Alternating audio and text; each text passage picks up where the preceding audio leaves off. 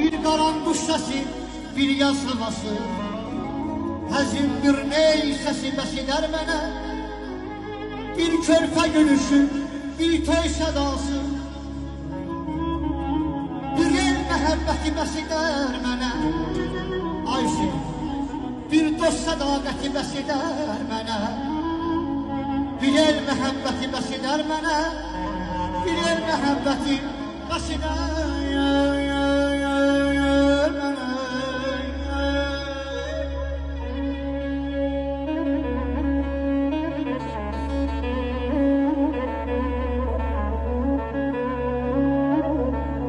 Yer təkə səndən deyiləm, bir olam sönə deyiləm.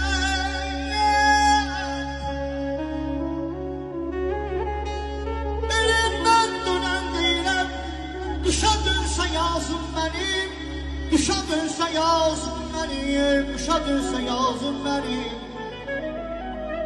Deyirəm Babəkim, yada salmışam, Koroğludan dərs almışam, ozanlara dərs salmışam. Doğmadır avazım mənim, doğmadır avazım mənim. Qoy həmişə vətən gülsün, çiçək açsın, çəmən gülsün, çiçək açsın, çəmən gülsün.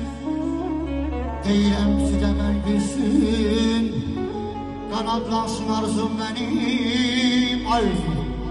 Qanadlansın arzum mənim, budaqlar, ulu dağlar, ətəyi sulu dağlar, budaqlar, ulu dağlar, ətəyi sulu dağlar, kimi yağrəm uşar, kimi dağlar. Budaqlar, ulu dağlar, ətəyi sulu dağlar, kimi yağrəm uşar, kimi dağlar.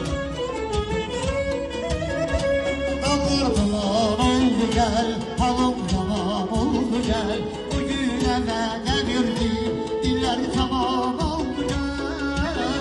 Ne yoldu gel, ne yoldu gel.